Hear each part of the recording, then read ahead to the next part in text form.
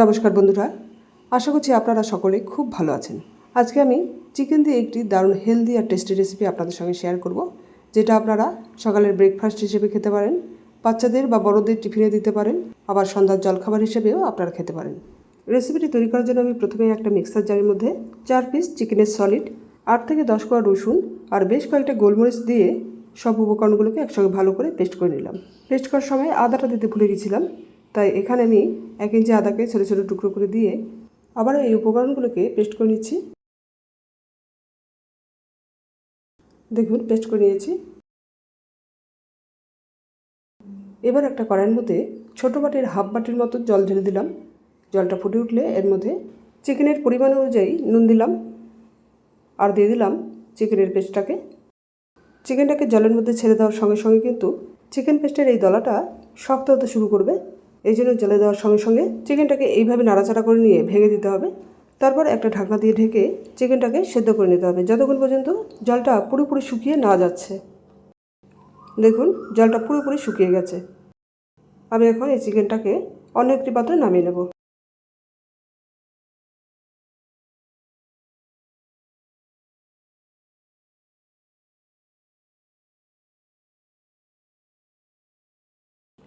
এবারে আমি এই চিকেনের মধ্যে এক এক করে দিয়ে দিলাম কুচনো একটা বড় সাইজের পেঁয়াজ, কুচনো একটা ক্যাপসিকাম, 1 চামচ অরিগ্যানো,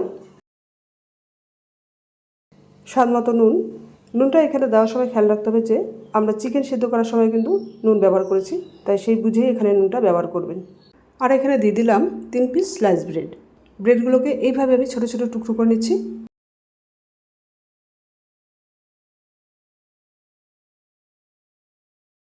তিন পিস ব্রেডকেই আমি টুকরো করে নিয়েছি।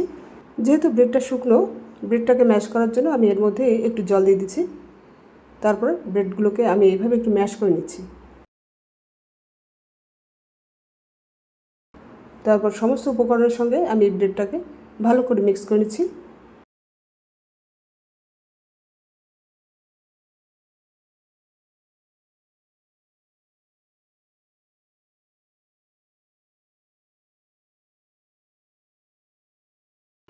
মিক্স করা হয়ে গেলে আমি এর মধ্যে দিয়ে দিলাম স্বাদ মতো কুচনো লঙ্কা। আমি এখানে পাকা লঙ্কা ব্যবহার করেছি, আপনারা কাঁচা লঙ্কা বা শুকনো লঙ্কার গুঁড়ো যে কোনো ধরনের লঙ্কাই আপনারা ব্যবহার করতে পারেন। আর এখানে দিয়ে দিলাম 3 চামচ কর্নফ্লাওয়ার। এবার এই সমস্ত উপকরণগুলোকে আমি আবারও ভালো করে মিক্স করে নেব।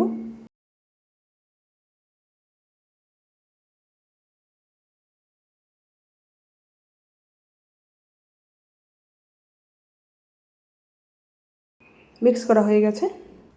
এবারে একটা ফ্রাইং প্যান গরম করে নিয়ে তার মধ্যে 1/2 চামচের মতো সাদা তেল দিয়ে তেলটাকে ব্রাশ করে নিচ্ছি।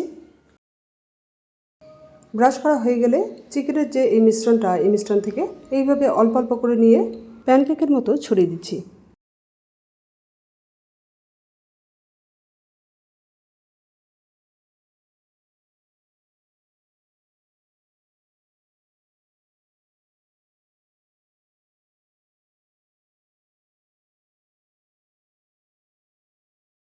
মিশ্রণটা প্যানের মধ্যে দেওয়া হয়ে গেলে চামচ দিয়ে এইভাবে গোল শেপের করে নিচ্ছি।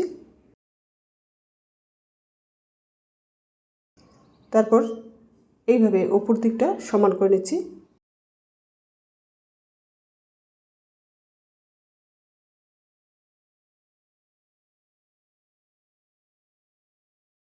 তারপর একটা ঢাকনা দিয়ে ঢেকে এই প্যানকেকটাকে কিছুক্ষণ ধরে রান্না করে নিচ্ছি যতক্ষণ পর্যন্ত এর নিচের দিকটায় কালার না ধরছে।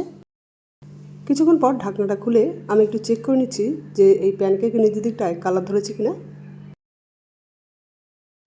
সুন্দর কালার ধরেছে। আমি এখন এটাকে উল্টে দেব।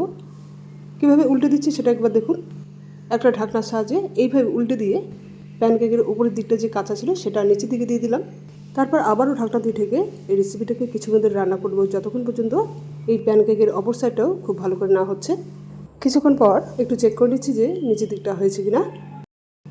সুন্দর কালার ধরেছে। আমি এখন এটাকে অন্য একটি পাত্রে নামিয়ে নেব। তারপর ঠিক একইভাবে বাদবাকি চিকেনের মিশ্রণ থেকে আরও 2টো প্যানকেক তৈরি করে নিয়েছি। বন্ধুরা, এই রেসিপিটি বাড়িতে অবশ্যই একবার ট্রাই করে দেখবেন। আশা করছি আপনাদের খুবই ভালো লাগবে। ভালো লাগলে রেসিপিটিকে লাইক ও শেয়ার করে দিয়ে চ্যানেলটিকে সাবস্ক্রাইব করে দেবেন। তাহলে বন্ধুরা, আজ এই পর্যন্তই। আবার আপনাদের সঙ্গে দেখা হচ্ছে পরে এক নতুন রেসিপিতে। Thank you.